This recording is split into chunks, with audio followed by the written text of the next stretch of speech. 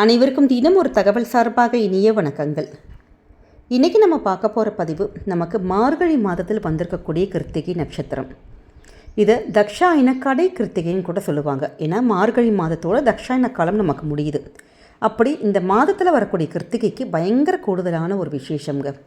ஏன்னா இந்த திதி நமக்கு எப்போ ஆரம்பிக்குதுன்னு கேட்டிங்கன்னா, நமக்கு ஜனவரி மாதம் 9ஆம் தேதி மதியானம் ஒரு 3 மணிக்கு மேலே ஆரம்பிக்கக்கூடிய திதியானது நமக்கு ஜனவரி 10 வெள்ளிக்கிழமை வைகுண்ட ஏகாதேசி அன்னைக்கு மதியானம் ஒரு 1:45 மணி வரைக்கும் இந்த ஒரு திதி இருக்குது. அப்படிப்பட்ட இந்த கிருத்திகை திதியில் யார் ஒருத்தவங்க முருகனை வேண்டி நம்ம வழிபடுறோமோ நிச்சயமாக நம்முடைய வேண்டுதல்கள் கண்டிப்பாக நடக்கும். ஏன்னா முழு நம்பிக்கையோடு நம்ம வழிபாடு பண்ணுறப்ப நம்முடைய வாழ்க்கையில் வேண்டுதல்களும் நடக்கும். நல்ல ஒரு மாற்றங்கள் நம்முடைய வாழ்க்கையில் இருக்கக்கூடிய தடைகள், முட்டுக்கட்டைகள், நல்ல ஒரு செல்வ வளங்கள், ஞானங்கள், இது எல்லாமே தரக்கூடியது தான் மார்கழி மாதத்துடைய கிருத்திகை. அப்படிப்பட்ட இந்த கிருத்திகையில் நம்ம செய்யக்கூடிய எளிமையான 2 வழிபாடுகள், நம்முடைய வீட்டிலேயே செய்யக்கூடிய 2 வழிபாட்டு முறைகள் தான் இந்த பதிவில் தெரிஞ்சுக்க போகிறோம். பதிவுக்குள்ளே போகிறதுக்கு முன்னாடி நம்முடைய சேனலை சப்ஸ்கிரைப் பண்ணாமல் பார்த்துட்ருக்கோங்க, கண்டிப்பாக சப்ஸ்கிரைப் பண்ணிக்கோங்க. அப்போ தான் எங்களுடைய எல்லா நல்ல நல்ல பதிவுகளுமே உங்களுக்கு உடனே வரும். இப்போ பதிவை தெரிஞ்சுக்கலாம். நம்ம இந்த ஒரு வழிபாட்டு முறை நம்ம எப்போ செய்யணும்னு கேட்டிங்கன்னா, ஒரு சாயங்காலம் நமக்கு ஒரு 6 மணிக்கு நம்ம வீட்டில் விளக்கேற்றுவோம் பார்த்தீங்களா, ஒரு 5:30லேருந்து ஒரு 6 மணிக்கு இந்த ஒரு டைம் நீங்கள் எடுத்துக்கணும். இந்த ஒரு வழிபாடானது நமக்கு 6 நாள் வழிபாடு. ஏன்னா ஆறுமுக கடவுளுக்கு இப்படி 6 நாட்கள் தொடர்ச்சியாக நம்ம எளிமையான முறையில் நம்முடைய வீட்டில் வந்து வழிபாடுகள் செய்கிறப்ப கண்டிப்பாக உங்களுடைய வாழ்க்கையில் எப்படிப்பட்ட வேண்டுதல்களும் நடக்குங்கிற ஒரு ஐதீகமாக இருக்குது. அதனால் நம்ம வந்து இதை எப்போ செய்யணும்னு கேட்டிங்கன்னா, நாளைக்கு 9ஆம் தேதி வியாழக்கிழமையில் சாயங்காலம் மாலையில் நம்ம இந்த ஒரு வழிபாட்டை பண்ணோம். ஏன்னா நமக்கு திதி கரெக்டாக கிருத்திகை திதி நமக்கு ஆரம்பிச்சிருது. ஏன்னா வெள்ளிக்கிழமை மாலையில் செய்யலான்னா நமக்கு அப்போ கிருத்திகை திதி நமக்கு முடிஞ்சிடும். அதனால தான் மாலை நேரத்தில் இருக்கிற திதிங்கிறதுனால நமக்கு நாளைக்கு நம்ம செலக்ட் பண்ணியிருக்கோம். இதற்கு வீட்டில் என்ன வேணும்னு கேட்டிங்கன்னா, வீட்டு பூஜையில் சின்னதான ஒரு மனைப்பலகை இருந்ததுன்னா அது மேலே முருகன் படம் வச்சிடலாம். எங்ககிட்ட அப்படி இல்லைம்மா, எங்ககிட்ட அந்த கபோர்டு மாதிரி தான் இருக்குது, இல்லாட்டி எப்பயும் போல் ஒரு சுவாமி ரூம் தான் இருக்குது அப்படின்னா ஒன்றும் பிரச்சனை இல்லை. உங்கள் வீட்டில் எப்படி இருக்காரோ முருகன், அந்த முருகன் படத்தை நல்லா சுத்தப்படுத்திட்டு அதற்கு மஞ்சள் குங்குமம் வச்சுக்கோங்க. அந்த முருகன் படத்துக்கு முன்னாடி சின்னதான ஒரு நட்சத்திர கோலம் நம்ம போட்டுக்கணும். அதில் கோலம் போட்டு முடிச்சுட்டு அதுக்கு முன்னாடி ஒரு அகல் விளக்கில் வந்து நீங்கள் வந்து நெய் ஊற்றி பஞ்சத்திரி போட்டு நம்ம தீபம் ஏற்றுக்கணும். இவ்வளோதான். இது முடித்ததுக்கப்புறமேட்டு முக்கியமான ஒரு விஷயம் என்னன்னா, சின்னதான ஒரு தாம்பாளத்தட்டு எடுத்துக்கோங்க, இல்லாட்டி பித்தளை தட்டு. நம்ம டெமோக்கு கூட இதில் காமிச்சிருக்கோம். இதில் என்ன செய்யணும்னு கேட்டிங்கன்னா, நம்முடைய வீட்டில் சமையலுக்கு வச்சுருக்கக்கூடிய கொஞ்சோண்டு ஒரே ஒரு கைப்பிடி துவரம் பருப்பு, நம்ம சாம்பாருக்கு போடுவோம் பார்த்திங்களா, ஒரே ஒரு கைப்பிடி துவரம் பருப்பு எடுத்துக்கணும். ஒரே ₹1 நாணயம், சின்னதான விரலி மஞ்சள் ஒன்று, ஒரு ஏலக்காய், இதை மட்டும் அந்த தட்டில் நீங்கள் வச்சிடணும். வச்சு முடித்ததுக்கப்புறமேட்டு முருகப்பெருமானுக்கு தீபம் ஏற்றிட்டு உங்களுக்கு என்ன நெய்வேத்தியம் வைக்க முடியுமோ, பால், நாட்டு சக்கரை வைக்கலாம், பழங்கள் வைக்கலாம், அது மாதிரி என்ன நம்ம வீட்டில் பொருட்கள் இருக்கோ அந்த ஏதாச்சும் ஒரு பொருள் நீங்கள் நெய்வேத்தியமாக வைக்கலாம்.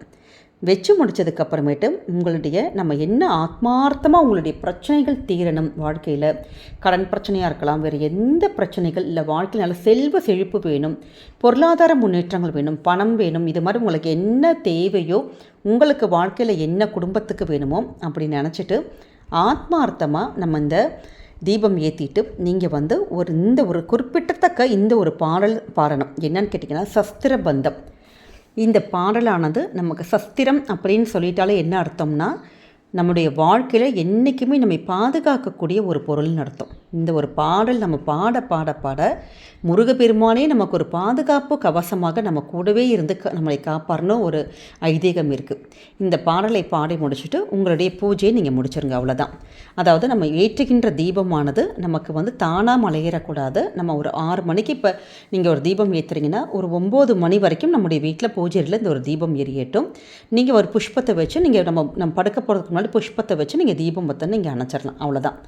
இப்போ இதே மாதிரி நம்ம தொடர்ந்து நம்ம 6 நாட்களும் இதே மாதிரி மாலை வேளையில் முருகனுக்கு தனியாக ஒரு தீபம் ஏற்றிட்டு சுவாமிக்கு நிவேதனம் பண்ணிவிட்டு நம்ம சொல்லுகின்ற இந்த சஸ்திர பந்தத்தையும் நீங்கள் இதே மாதிரி பாடி உங்களுடைய வழிபாடுகள் பண்ணணும். 6 நாட்கள் நமக்கு முடிஞ்சிடும். முடித்ததுக்கப்புறமேட்டு நீங்கள் அந்த 7ஆவது நாள் நீங்கள் காலையில் நம்ம என்ன பண்ணு கேட்டிங்கன்னா, நம்முடைய அங்கே அந்த பித்தளை தட்டில் வச்சுருக்கோம் பார்த்திங்களா, அந்த துவரம் பருப்பு ரூபாய் நாணயம், அந்த ஏலக்காய், அந்த விரலி மஞ்சள் இதெல்லாம் வச்சுருக்கோம் பார்த்தீங்களா.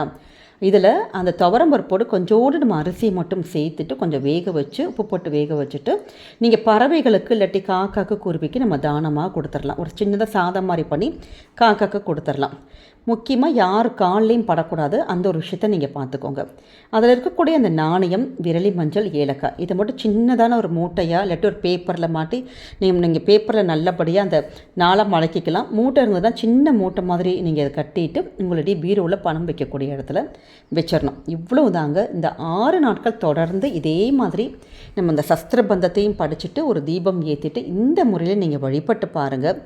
நிச்சயமாக உங்களுடைய வேண்டுதல்கள் கண்டிப்பாக நடக்கும். ஏன்னா இந்த மார்கழி கிருத்திகையில் இந்த முறையில் நம்ம முருகனை வழிபட்டோன்னா நமக்கு நல்லதொரு பலன்கள் கிடைக்குங்கிற ஒரு ஐதீகம் இருக்குது. அப்படிப்பட்ட அந்த சஸ்திரபந்தத்துடைய பாடல் வரிகள்: வாழவே தாந்தப்பா வாசம்போ கத்தன் பா மாலை பூனே மதிர மால் வளர்த்தே சாலவ மாபாசம் போக மதிதேசார் மாபூதம் வாபா தந்த வேலவா.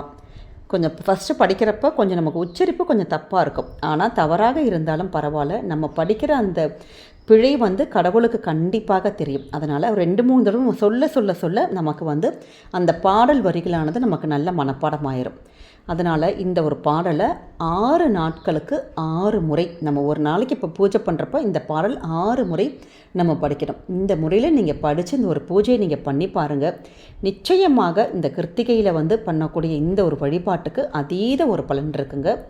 அதே மாதிரி இன்னொரு ரொம்ப எளிமையான ஒரு வழிபாடு, நிறைய பேருக்கு அப்படி 6 நாட்கள் தொடர்ந்து இது மாதிரிலாம் பண்ண முடியாது. அப்படி ஒரே ஒரு நாள் தாம்மா எங்களுக்கு இது மாதிரிலாம் வழிபட முடியும் முருகனை, இல்லாட்டி எங்களுக்கு வெளியில் எங்கேயாவது ஊருக்கு போக வேண்டிய வேலை இருக்குது, இல்லாட்டி வேறு ஏதாவது வேலைகள் இருக்குது, அப்படி நிறைய பேருக்கு ஒரு குடும்ப சூழல் காரணமாக இருக்கும். அப்படிப்பட்டவங்களுக்காக ஒரே ஒரு நாள் இந்த கிருத்திகை திதியில் நம்ம செய்யக்கூடிய மிக முக்கியமான ஒரு வழிபாடு.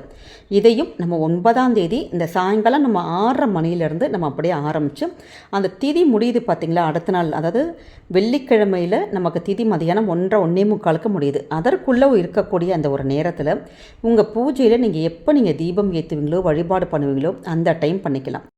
இதற்கு உங்ககிட்ட முருகனுடைய சிலை இல்லாட்டி வேல் இருக்குதுன்னு வச்சுக்கோங்க. நிறைய பேர் வீட்டில் வேல் இருக்கக்கூடிய பழக்கங்கள் இருக்கும், அப்படி சிலையும் இருக்கும். அப்படி சிலை இருந்தது, வேல் இருந்ததுன்னா நாளை கிருத்திகை அந்த திதியில் சுத்தமான தேன் இருக்குது பார்த்திங்களா, தேனில் அபிஷேகம் பண்ணி நம்ம சுவாமிக்கு பண்ணிக்கணும்.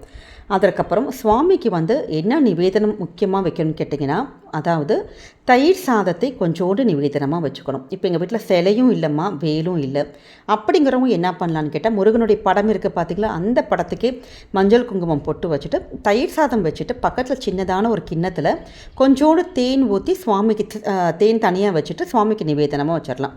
இவ்வளோதாங்க. இதே மாதிரி முருகனுக்கு சின்னதான ஒரு நட்சத்திர கோலம் போட்டு 6 வெற்றிலைகள் வச்சு அதற்கு 6 அகல் தீபங்கள் சுவாமி முன்னாடி நம்ம ஏற்றிட்டு ஆத்மார்த்தமாக ஓம் சரவண பவ அப்படிங்கிற எளிமையான ஒரு மந்திரத்தை உங்களால் 27 முறையோ 108 முறையோ நம்ம சொல்லி நீங்கள் உங்களுடைய பூஜையை முடிச்சுக்கலாம். ரொம்ப எளிமையான ஒரு முறை தான். ஆனால் நம்ம இந்த கிருத்திகை திதியில் மார்கழி மாதத்தில் இது மாதிரி சுவாமிக்கு தேன் அபிஷேகம் பண்ணி இல்லாட்டி தேனும் தயிர் சாதமும் நம்ம நிவேதனமாக இப்படி பண்ணுறப்ப நிச்சயமாக நம்முடைய வேண்டுதல்கள் கண்டிப்பாக நடக்குங்கிற ஒரு ஐதீகம் இருக்குது. அதனால் முழு நம்பிக்கையோட இந்த எளிய இந்த 2 முறையில் உங்களுக்கு எந்த விஷயங்கள் பண்ண முடியுதோ அந்த வகையில் முருகனை வழிபட்டு பாருங்கள். கண்டிப்பாக வாழ்க்கையில் நல்ல ஒரு ஏற்றம், நல்லபடியான பொருளாதார மாற்றங்கள், பணவரவு இது எல்லாமே அமையும்.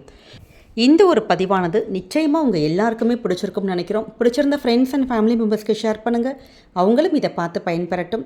நம்முடைய சேனலை சப்ஸ்கிரைப் பண்ணி உங்களுடைய ஆதரவுகள் சப்போர்ட்டுகள் எங்களுக்கு கொடுங்க. மீண்டும் வேறொரு நல்ல பதிவோடு உங்களை சந்திக்கிறோம். நன்றி, வணக்கம்.